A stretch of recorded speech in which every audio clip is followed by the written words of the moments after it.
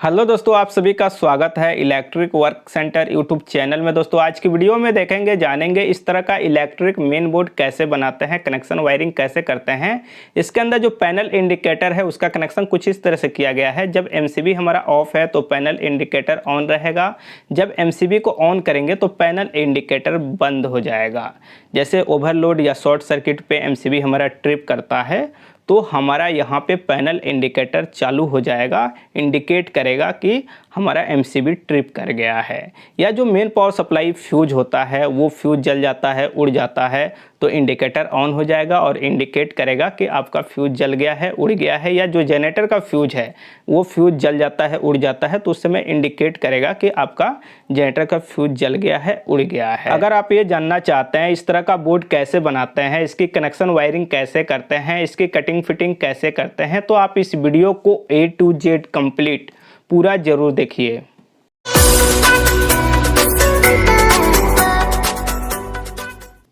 तो जैसे कि सबसे पहले हमने यहाँ पे एक सनमाइका सीट लिया हुआ है। अगर इसकी साइज़ की बात करें तो 8 इंच हमारा इस तरह से है और 12 इंच इस तरह से है, यानी 8 बाई 12 इंच का है। सामान की बात करें तो यहाँ पे एक रिवर्सिंग चेंज ओवर स्विच है और उसके बाद 2 किटकैट फ्यूज है और उसके बाद यहाँ पे एक एमसीबी बॉक्स है जिसमें हमारा एक एमसीबी लगेगा, 3 panel indicator red, yellow, green, और उसके बाद यहाँ पे कुछ वायर है कनेक्शन करने के लिए और यहाँ पे कुछ स्क्रू है जो मटेरियल है हमारा सामान है उसको कसने के लिए, फिटिंग करने के लिए। अब यहाँ पे जो हम सामान लिए हुए हैं, जो चेंज ओवर स्विच है हमारा वो 16 एम्पियर 415 वोल्ट का है, जो एमसीबी है वो 16 एम्पियर का है, जो किटकैट फ्यूज है वो हमारा 16 एम्पियर 415 वोल्ट का है। कितना लोड हमें चलाना है उसके ऊपर डिपेंड करता है, हमें कितने एम्पियर का सामान लगाना चाहिए, कौन सा और कितने एमएम का वायर लगाना चाहिए, कितना लोड पे ये डिपेंड करता है। लेकिन कनेक्शन सबका एक जैसा होता है, सेम होता है। यहाँ पे सबसे पहले सामान रखेंगे बोर्ड पे और देखेंगे डिजाइन सबसे अच्छा कौन सा दिखाई दे रहा है, उस तरह से फिटिंग करेंगे। जैसे मुझे इस तरह से दिखाई दे रहा है अच्छा, तो यहाँ पे क्या करेंगे, एमसीबी बॉक्स का जो कवर है इसको ओपन कर लेंगे।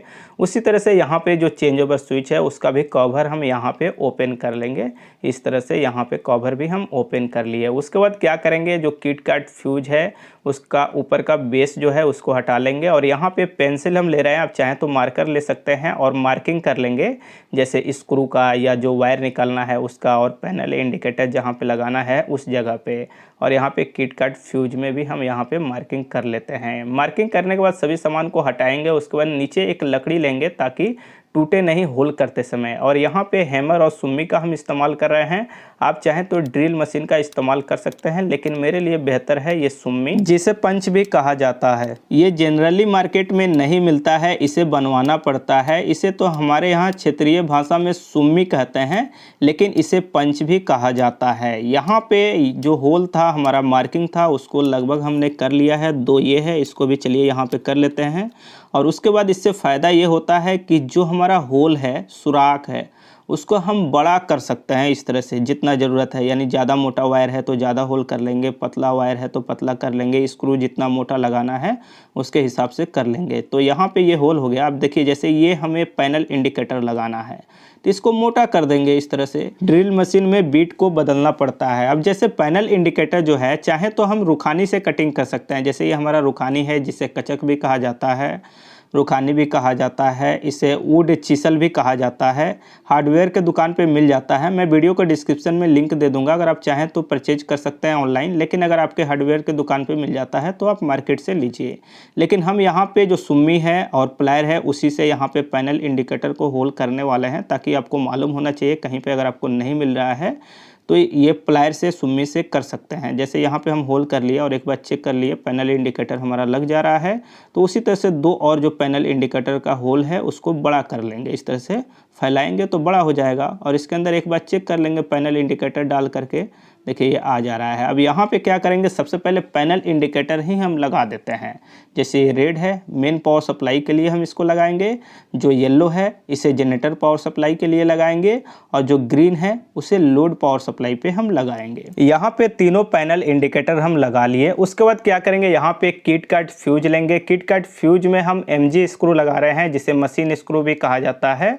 जो नट बोल्ट है 1 इंच का हमारा है, जैसे 1 इंच का मशीन स्क्रू है और एक तरफ नट है, और इसे लगा करके प्रॉपर हम यहाँ पे टाइट कर ले रहे हैं। उसी तरह से यहाँ पे चेंज ओवर स्विच लेंगे। चेंज ओवर स्विच में हमारा 4 स्क्रू लगेगा, यानी 4 नट बोल्ट लगेगा, और चारों को हम यहाँ पर लगा लेंगे, जैसे 2, एक 3, एक ये हमारा 4। और यहाँ पे स्क्रू को फुल टाइट करेंगे प्लायर से, कभी भी लूज नहीं होना चाहिए।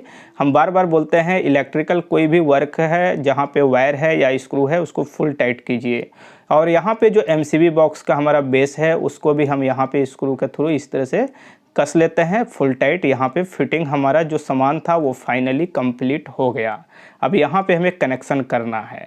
कनेक्शन करने के लिए सबसे पहले यहाँ पे 2 वायर हम लेते हैं। यहाँ पे एक चीज़ आप समझ लीजिए, जैसे रेड वाला जो पैनल इंडिकेटर है इस साइड हम पावर सप्लाई का कनेक्शन करेंगे तो जो चेंज ओवर स्विच है वो उल्टा काम करता है, यानी इस साइड करेंगे तब जाकर उल्टा काम करेगा, इस साइड करेंगे तो इधर जनरेटर करेगा, यानी रिवर्स बिल्कुल उल्टा।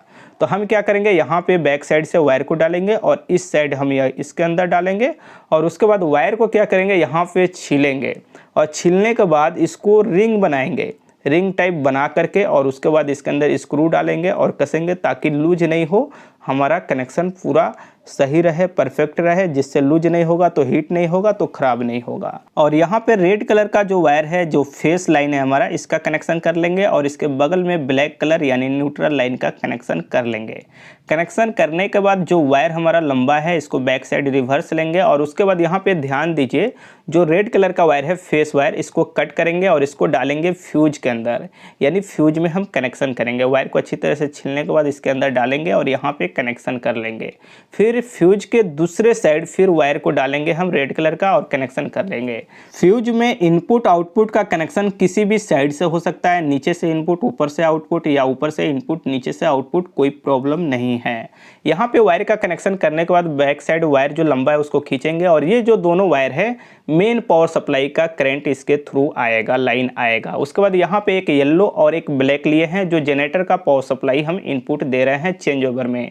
जैसे बैक साइड से यहाँ पे वायर को डालेंगे, फिर उसके बाद चेंज ओवर स्विच के अंदर लेकर के आएंगे, उसके बाद वायर को अच्छी तरह से छीलेंगे और इसको मोड़ करके इस तरह से रिंग बना लेंगे। रिंग बनाने के बाद जब कनेक्शन करेंगे तो ध्यान रहे न्यूट्रल के सामने न्यूट्रल का कनेक्शन होना चाहिए, यानी ब्लैक के सामने ब्लैक और येलो फेस के सामने होगा। जैसे ये न्यूट्रल हो गया हमारा, क्योंकि उस साइड भी इसी लाइन में न्यूट्रल का कनेक्शन हुआ था। और उसके बाद यहाँ पे फेस का कनेक्शन हो जाएगा, और जो वायर लंबा है उसको बैक साइड रिवर्स लेंगे, और जो फेस वाला वायर है उसको कट करेंगे और फ्यूज के अंदर डालेंगे। फ्यूज के दूसरे साइड भी चलिए वायर को डाल देते हैं, और यहाँ पे इस वायर को भी छील लेते हैं, और यहाँ पे दोनों साइड हम कनेक्शन कर लेंगे। जैसे एक साइड से ये कनेक्शन हो गया चेंज ओवर स्विच की तरफ से, और फिर ऊपर के साइड से यहाँ पे कनेक्शन हम कर लेते हैं। अच्छी तरह से कनेक्शन करेंगे, किसी भी तरह का लूजिंग नहीं होना चाहिए।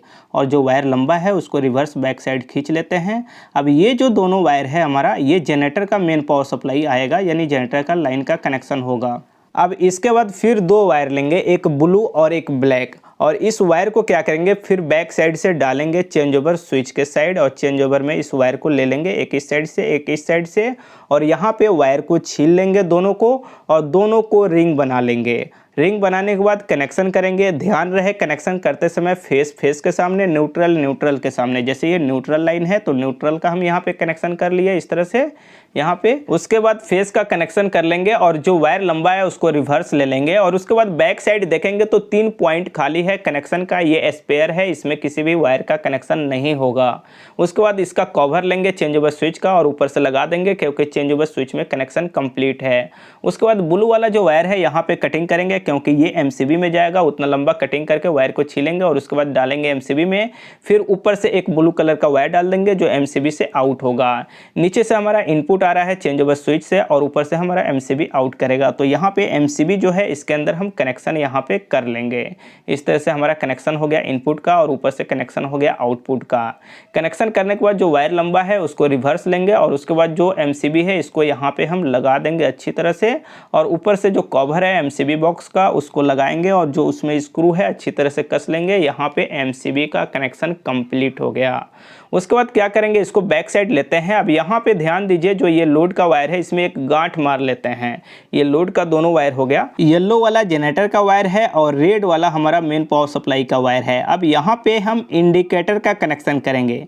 जैसे जो ग्रीन कलर का इंडिकेटर है, हम ग्रीन कलर के वायर से कनेक्शन कर रहे हैं क्योंकि हमारे पास ग्रीन कलर उपलब्ध है। उसी तरह से यहाँ पे जो येलो इंडिकेटर है, यहाँ पे येलो कलर के वायर से कनेक्शन कर रहे हैं। उसी तरह से रेड वाला जो इंडिकेटर है, रेड कलर के वायर से कनेक्शन कर रहे हैं। आपके पास कलर बाई वायर नहीं है तो एक कलर से भी कनेक्शन कर सकते हैं।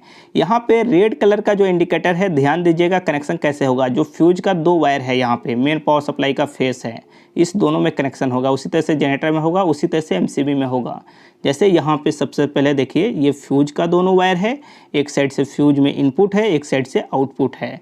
यहाँ पे रेड कलर का वायर का कनेक्शन इस तरह से कर देंगे, यानी रेड पैनल इंडिकेटर का दोनों वायर फ्यूज के दोनों साइड में कनेक्शन कर लेंगे इस तरह से, ठीक है। और टेप लगा देंगे अच्छी तरह से। उसी तरह से जो जनरेटर का फ्यूज है, यहाँ पे जनरेटर का जो इंडिकेटर है, उस दोनों वायर को, जनरेटर के फ्यूज का जो दोनों वायर है, एक साइड से इनपुट एक साइड से आउटपुट, इसी दोनों में कनेक्शन करेंगे और यहाँ पे टेप लगा देंगे। ये कैसे काम करता है मैं आपको बतलाऊंगा। उसी तरह से जो ग्रीन कलर का पैनल इंडिकेटर है, इस दोनों वायर को क्या करेंगे, एमसीबी में कनेक्शन करेंगे क्योंकि एमसीबी हमारा लोड पे लगा हुआ है। एक साइड से इनपुट वायर है, एक साइड से आउटपुट है, इस दोनों में कनेक्शन कर लेंगे। एक चीज़ और हम आपको बतला दें, जो फ्यूज लगाए हैं मेन में, वहाँ पर आप एमसीबी भी लगा सकते हैं और सेम इसी तरह से कनेक्शन होगा, दोनों साइड आप लगा दीजिए। यहाँ पे कनेक्शन करके टेप हम लगा दिए। अब क्या करेंगे, यहाँ पे जो फ्यूज है, सबसे पहले फ्यूज बांधेंगे। जैसे फ्यूज जो है 1.5 mm का वायर हम छिले हुए हैं मल्टी स्टैंड, और उसमें से 3 वायर हम बांध लेते हैं। ये कितना लोड आप चला रहे हैं उसके हिसाब से आपको बांधना होता है। कितना लोड पे कितना मोटा आपको वायर बांधना चाहिए, इसका वीडियो मेरे चैनल में है, आप उस वीडियो को देख सकते हैं। यहाँ पे एक फ्यूज हम लगा दिए, फिर उसी तरह से दूसरा वाला भी फ्यूज यहाँ पे हम अच्छी तरह से 3 ही वायर बांधेंगे क्योंकि दोनों में बराबर होना चाहिए, और यहाँ पे हम लगा देंगे। लगाने के बाद चलिए हम आपको टेस्टिंग करके दिखलाते हैं। सबसे पहले क्या करेंगे, यहाँ पे ये देखिए मेन पावर सप्लाई है, जनरेटर है, उसके बाद यहाँ पे लोड है।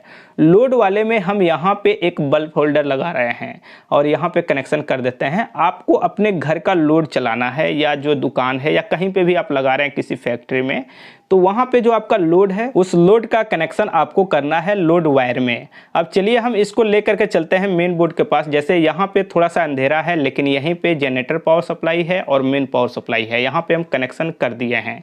यहाँ पे ध्यान दीजिए, चेंज ओवर स्विच को हम जैसे मोड़ते हैं जनरेटर के साइड, एमसीबी हमारा ऑफ है तो इंडिकेटर ऑन है। जैसे हम इसे ऑन करेंगे तो हमारा इंडिकेटर ऑफ हो जाएगा और बल्ब हमारा ऑन हो गया।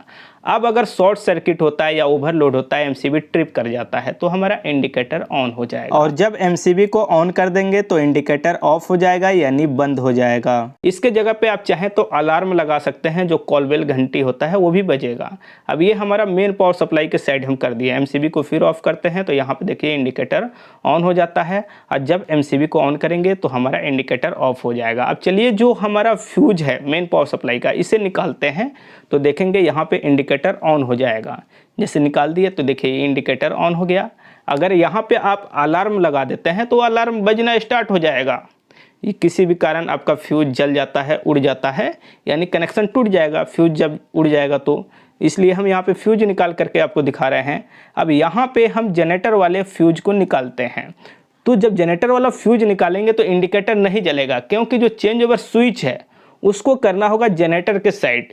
क्योंकि इसका कारण ये है कि ये जो इंडिकेटर है रिटर्निंग पे चलता है। जैसे जनरेटर के साइड कर दिए तो यहाँ पे ये जल गया। अब इसको जब फ्यूज को लगाएंगे तो ये बंद हो जाएगा और आपका बल्ब ऑन हो जाएगा। ये कैसे काम करता है, जैसे फ्यूज हो या एमसीबी हो, एक साइड से आप फेस दे दिए, उसको न्यूट्रल कब मिलता है, जब आपका लोड है, रिटर्निंग न्यूट्रल आपको मिल जाता है। इसलिए जो हमारा पैनल इंडिकेटर है वो जल जाता है, यानी ऑन हो जाता है, क्योंकि उसको रिटर्निंग न्यूट्रल मिल ही रहा है और मेन पावर सप्लाई मिल रहा है। बहुत से लोग क्या करते हैं, पैनल इंडिकेटर के जगह पे अलार्म लगाते हैं। तो चलिए दोस्तों, इस वीडियो में इतना ही। आपको अच्छी तरह से समझ में आ गया होगा। इस वीडियो को पूरा देखे होंगे तो कहीं पे भी जो एमसीबी ट्रिप हो या फ्यूज जल जाए, उड़ जाए, उस समय आपका इंडिकेटर ऑन हो जाए या अलार्म ऑन हो जाए, वहाँ पे कनेक्शन वायरिंग इसी तरह से किया जाता है और इसी तरह से इलेक्ट्रिकल मेन बोर्ड बनाया जाता है।